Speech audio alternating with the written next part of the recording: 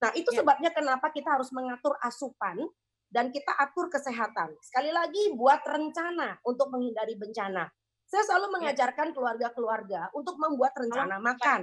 Jadi, barangkali sekarang adalah saatnya kita bebersih lemari dapur.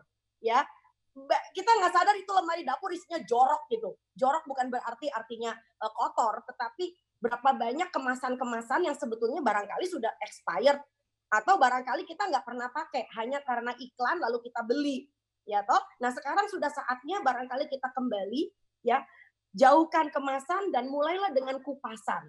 Ya, buat apa kita beli bumbu instan kalau kita punya waktu di rumah, ya, buat ngerajang bawang, buat ngulek bumbu, ya kan, buat meracik dan sebagainya. Jadi belajarlah untuk membuat suatu rencana makan. Saya memberikan suatu contoh yang sangat menarik di situ. Apabila kita harus ke pasar cuma sebatas seminggu sekali, atau barangkali karena saya sedang menutup diri, artinya isolasi, sehingga saya nggak mau keluar, saya titip abang ojol atau titip tetangga untuk ke pasar, maka saya bisa memberikan dengan mudah yang disebut dengan rencana belanja saya. Sebab dengan saya mempunyai rencana, saya hidupnya menjadi lebih teratur. Ya, misal Senin ayam, Selasa tahu, Rebo ikan, Kamis tempe, Jumat jamur, Sabtu seafood. Seafood itu artinya di luar ikan ya. Bisa udang, bisa cumi buat teman-teman kita yang ada di daerah pesisir, kita bisa menggunakan telur. Jadi bukan karena makanan kepepet telur lalu tiap hari telur semua sampai anaknya lihat telur udah panik gitu kan.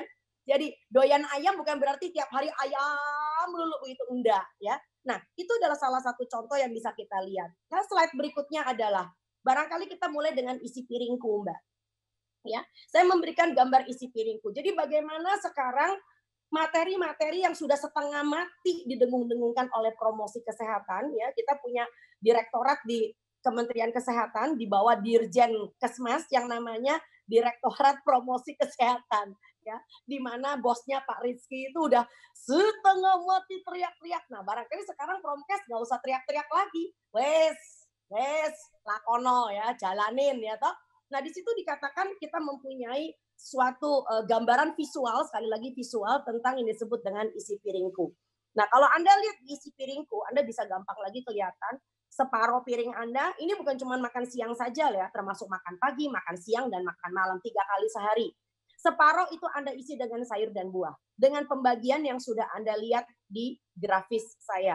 Ya, itu adalah beberapa contoh isi piringku. Ada orang memilih misalnya buahnya manggis. Ada orang yang memilih buahnya pisang kepok. Ada yang memilih buahnya alpukat. Baik-baik saja. Dan itu adalah produksi tanah air kita sendiri. Buahnya, sayurnya yuk kita lihat. Ada yang senang sayur lalap. Ada yang senang bikin pecel mediun. Ada yang senang bikin gado-gado ya. Asal tidak terlalu lodoh, tidak terlalu sayurnya menjadi matang betul. Itu masih gizinya banyak sekali. Yuk kita lihat sebelah kiri. Ya, dari isi piringku yang sebelah kiri. Lauk.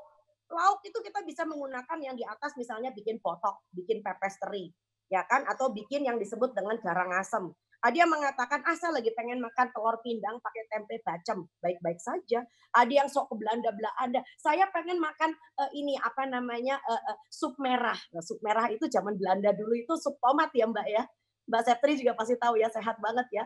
Tomatnya kita peres, ya kita bikin menjadi kayak sup, bukan saus tomat. Tolong bedakan saus tomat dengan tomat ya. Lalu kemudian kita isi bunder-bunder cincangan ayam ya Mbak ya.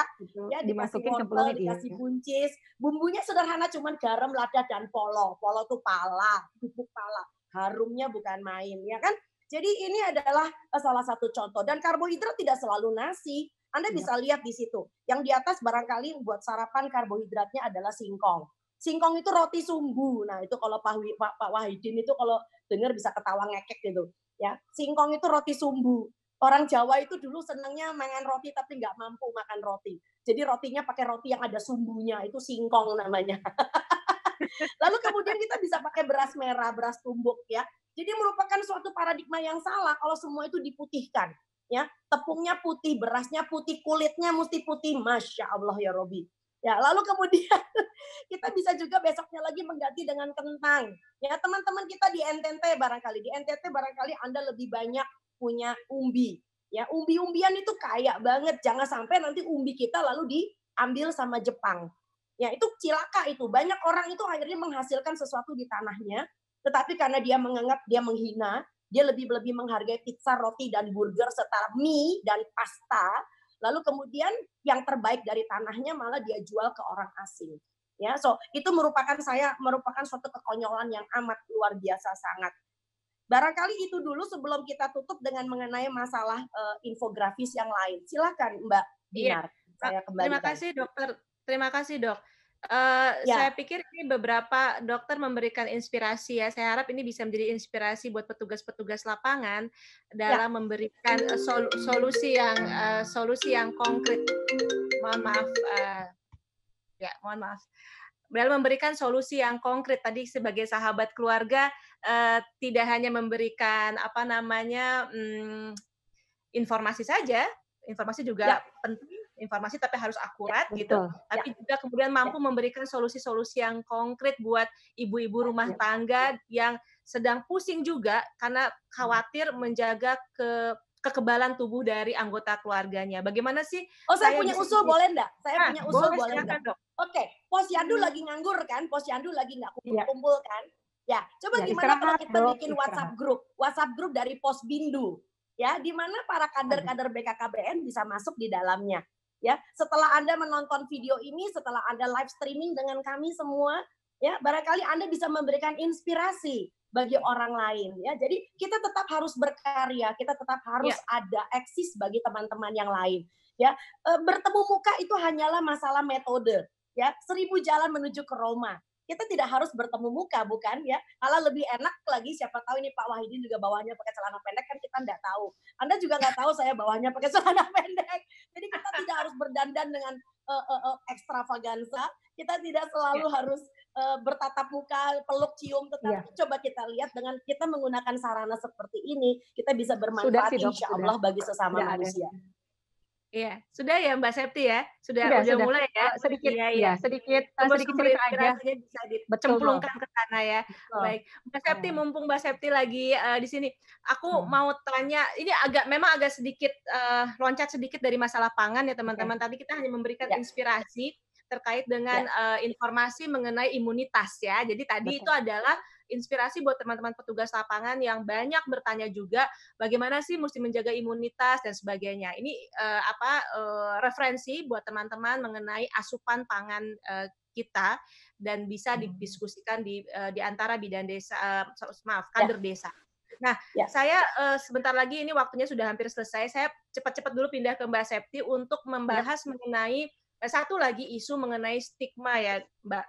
Betul, stigma. Stigma ini juga salah satu bentuk Tantangan. ketidakwarasan yang sedang kita bicarakan hari ini gitu. Karena kalau kadang-kadang tuh ya saya sedih sekali gitu ya mendengar cerita misalnya mengenai jenazah yang ditolak dimakamkan, kemudian mengenai ambulans yang dicegat karena membawa pasien COVID gitu, kemudian juga perasaan anggota keluarga yang merasa dijauhi dan sebagainya. Ini saya mau minta sharing pengalaman Mbak Septi oke. terkait dengan apa yang Mbak Septi lakukan bersama teman-teman dan jaringan di Bekasi untuk Ya, menyikapi ini. Silakan Mbak. ya. Terima kasih Mbak Dinar. Memang ya betul, karena kondisi pandemi ini menjadi kita hampir tidak waras ya dengan isu-isu yang beredar di luar sana. Nah saya mau sharing sedikit pengalaman kami di sini ya. Kebetulan memang ada orang terdekat yang, terkonfirmasi ya, terkonfirmasi positif COVID, otomatis membuat kekhawatiran orang-orang yang mengenalnya kan. Otomatis, "Waduh nanti anaknya kena, aduh itu cucunya banyak, wah tetangganya rumahnya deket loh." Jadi seolah-olah tuh dia itu, hal yang buruk sampai, mmm, menyebarlah isu-isu agar menghindari dari orang tersebut. Nah, di sini justru kita merasa ini salah, seharusnya kita justru harusnya merangkul mereka dengan cara-cara kita yang positif, yaitu akhirnya saya di situ punya yang tadi disampaikan Dokter Ran, kita punya grup kader. Nah, di grup kader itu kebetulan ada jaringan kader IMP, juga ada jaringan kader Posyandu, dan satu lagi itu jaringan kader PKK. Kita bekerja sama Dok, Mbak Dinar, Pak Wahidin, kami di bawah itu, membuat gugus tugas. Jadi di PKK, di kelompok kader PKK itu, kita membagi tugas.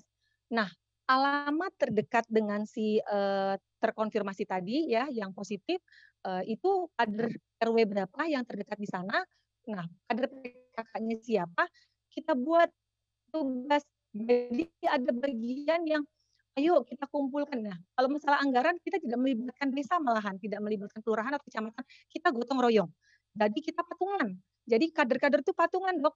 Patungan satu orang itu serelanya ada yang 10.000, ada yang 20.000. Nanti ada bagian satu orang kader yang bertugas mengambil uang itu. Yang mengambil uang itu dengan tentunya tetap memperhatikan kaidah pencegahan penyebaran COVID ya. Itu kita taruh pakai tempat di depan pagar. Jadi di depan pagar itu sudah disiapkan untuk masukkan uang itu. Jadi gue mau ke sana ya, ngambil duit, siapin di depan. Nah, ada tuh bagian si kader yang akan ngambil uang itu. Kemudian ada kader juga yang bagian masak. Ada bagian masak. Si kader yang bagian masak itu dia beberapa orang, jadi juga satu orang dibebankan oleh si kader A, tapi dibagi tugas. Kader ini bagian lauknya, kader ini bagian sayuran. Nanti ada juga kader yang bertugas untuk menjemput makanan dan memberikan ke keluarga yang terkonfirmasi. Jadi kita tidak menjauhi dan kita juga terus menyebarkan informasi dengan kader yang mengalami PDP itu yang di luar sana ada masyarakat yang mungkin PDP atau terkonfirmasi itu kita anjurkan supaya kader terdekatnya itu memberikan informasi ke lingkungan sekitarnya agar bukan menjauhi, tapi kita justru merangkul, kemudian kita memperhatikan dan juga kita harus mendampingi. Karena di dalam rumah itu dia tidak sendiri. Oke, yang kena itu masuk rumah sakit, diisolasi. Tapi di dalam rumah itu masih ada anaknya loh, ada cucunya. Mereka itu butuh perhatian. Melihat WhatsApp saja dengan share-share informasi yang isinya jangan main ke jalan itu, hati-hati berteman dengan si itu. Ini akan menjadikan imun turun.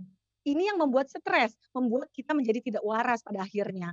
Itu makanya kita alhamdulillah sih Pak Direktur, Dokter Tan di Kota Bekasi itu sudah ada gugus tugasnya, bahkan kader sampai kader terkecil pun di kelompok KB-nya pun sudah terjaring dengan baik. Kita hanya menggunakan grup WhatsApp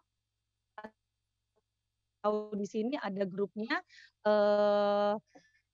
dari beberapa tadi IMP, kemudian PKK, kemudian Posyandu itu sudah informasi apapun kita sampaikan di sana, baik yang memang dari akun-akun yang tapi kita sebarkan yang sudah benar-benar kita pastikan bahwa ini memang berita yang informasinya itu sumbernya jelas, bukan yang hoax. Itu sih alhamdulillah. Jadi kalau di pengalaman kami di sini Kota Bekasi meminimalisir yang namanya isu yang beredar itu yang bersifat hoax. Jadi kalau ada kader-kader ini saya kasih tugas, kalau ada info yang setidaknya mengucilkan pada si penderita atau si PDP, stop sampai situ, kemudian kita keluarkan justru dengan informasi-informasi yang menyenangkan, ya, yang positif. Yang tadi saya sampaikan lagi juga sama seperti dokter kan, sebenarnya kalau kita di rumah aja banyak yang bisa kita gali.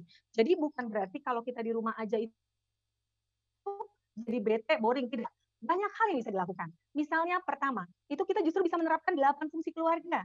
8 fungsi keluarga itu jadi lebih hidup di dalam rumah ya, karena seluruh indikatornya itu ada.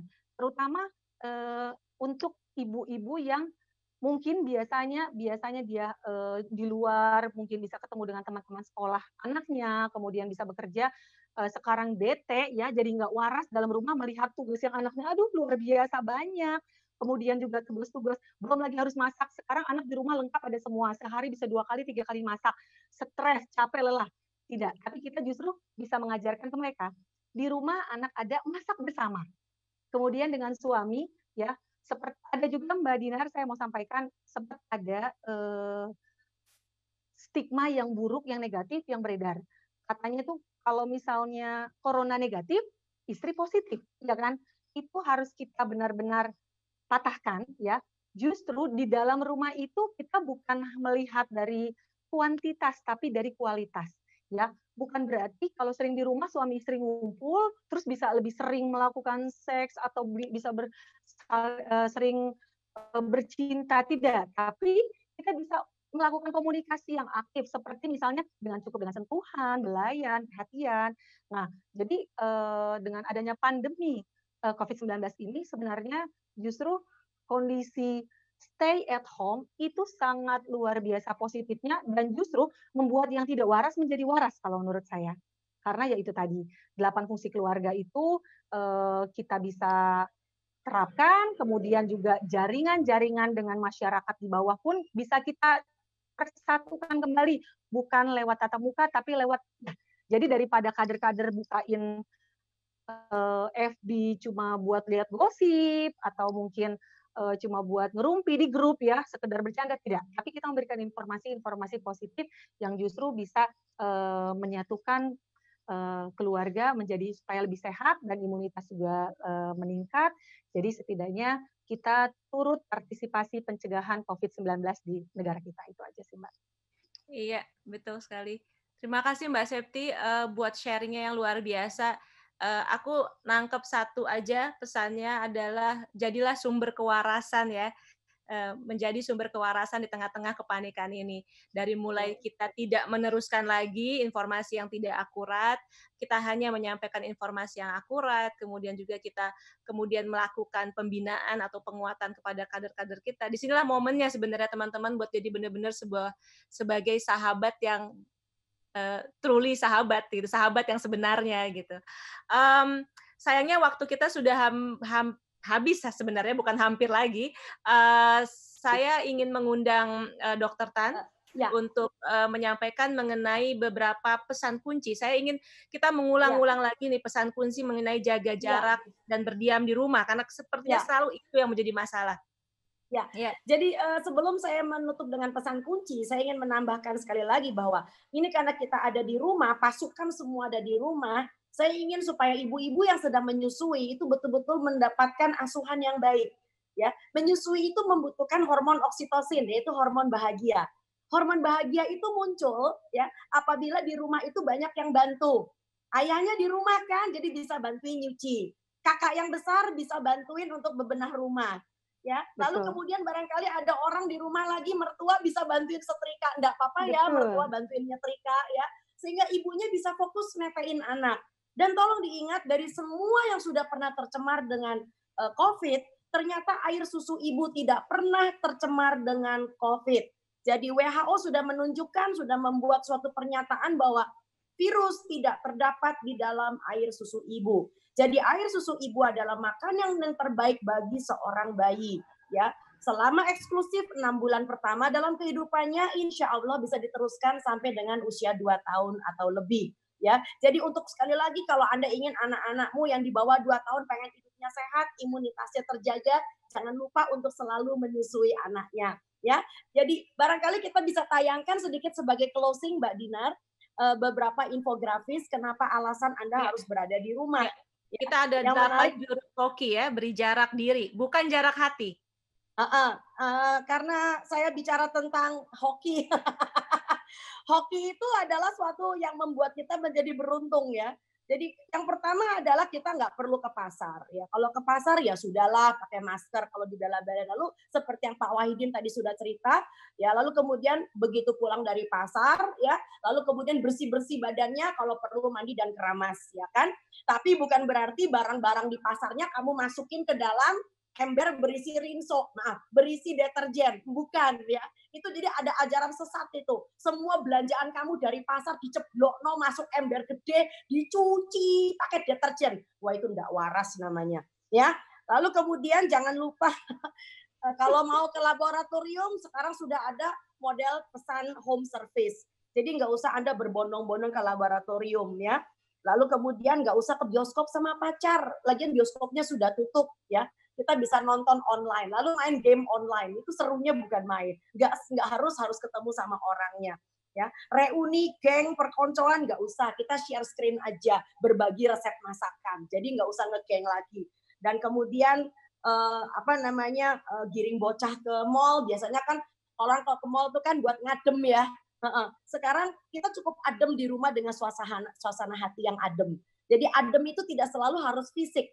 Adem itu bisa berarti suasana hati yang adem. Di luar boleh panas, di dalam tetap dingin. Barangkali itu Mbak Dinar, sisanya bisa Anda lihat di Facebook. Ya, baik. Mbak Septi ada yang mau disampaikan untuk terakhir dengan teman-teman semua? Saya mau sedikit pantun. Mbak Dinar, Dokter, Pak Wahidin, sedikit ya. Oke. Jalan-jalan ke Jakarta. Ya, jangan lupa beli celana. Ayo tetap berKB ceria walaupun musim corona. Satu lagi. hati-hati virus corona, jaga jarak antar sesama. Walaupun kita di rumah aja, tetapi keluarga tetap terjaga. Itu saja. Terima kasih. Terima kasih Mbak Septi. Pak Wahidin, ada pesan pengantar, pesan perpisahan nih terakhir dengan teman-teman PKB. Tolong mute-nya Pak Wahidin. Oh iya. Oke, terima kasih Mbak Dinar, Dr. Tan, dan Mbak Septri, dan teman-teman penyuluh seluruh Indonesia. Saya pikir pagi ini luar biasa, dan seperti yang saya sampaikan juga di minggu lalu, justru sebelum dalam tanda kutip ada corona, kondisi yang seperti ini Dr. Tan nyaris tidak dilakukan. Tapi begitulah kita manusia diberi akal. Begitu ketika ada kondisi malah justru kita muncul ide-ide yang kreatif luar biasa. Ada yang saya catat menarik tadi dari Dr. Tan terkait dengan nutrisi ya. Jadi itu falsafah yang penting. Jadi ada makanan manusia dan ada dagangan manusia. Ya. Ini menjadi vokal point juga bagi teman-teman penyuluh ketika memberikan informasi atau edukasi kepada masyarakat. Jadi standarnya jelas. Ketika makanan manusia itu memang tumbuh secara alami yang karena ciptaan Tuhan, yaitu dari munis, belum melalui proses olahan-olahan. Dan tentu ini ilmu yang saya pikir bagus juga untuk masyarakat, memberikan edukasi kepada masyarakat. Kemudian satu saja mungkin pesan teman-teman penyuluh. Jadi dulu menggunakan kasta istilah penyuluh itu kan suluh ya Dokter Tan. Jadi suluh itu kan muncul di tempat gelap. Jadi saya berharap betul teman-teman penyuluh ini bisa memberikan sinar terang. Jadi dikala masyarakat panik, kita bisa memberikan edukasi dengan baik dan benar. Sekali lagi, itu menjadi kata kunci dan saya yakin Bapak Ibu, teman-teman saya di seluruh Indonesia bisa melakukan itu dan bisa menenangkan masyarakat, dan mudah-mudahan badai akan segera berlalu dan segera sinar terang akan muncul untuk Indonesia yang lebih baik. Mungkin begitu Mbak Dinar, dan salam untuk teman-teman seluruh Indonesia tentunya, dan untuk Dr. Tan saya pikir pasti nanti ada sesi waktu lagi untuk bisa bincang-bincang yang mungkin banyak topik-topik yang menarik Mbak Dinar. Iya. Terima kasih. Selamat siang. Wassalamualaikum warahmatullahi wabarakatuh. Selamat siang. Waalaikumsalam. Satu saja slide terakhir saya mau tampilkan di sini sebelum benar-benar kita tutup dari semua narasumber kita. Ini pesan untuk teman-teman PKB di sana. Apa tujuan komunikasi perubahan perilaku kita? Yang sehat harus tetap sehat, yang sakit harus kembali sehat. Ya, ini pesan dari semua narasumber saya pagi ini kepada seluruh PKB. Ini tujuan yang mau kita capai. Yang sehat harus tetap sehat, yang sakit harus kembali sehat. Oke, baik, terima kasih semuanya. Sampai ketemu lagi minggu depan. Assalamualaikum warahmatullahi wabarakatuh. Waalaikumsalam warahmatullahi wabarakatuh.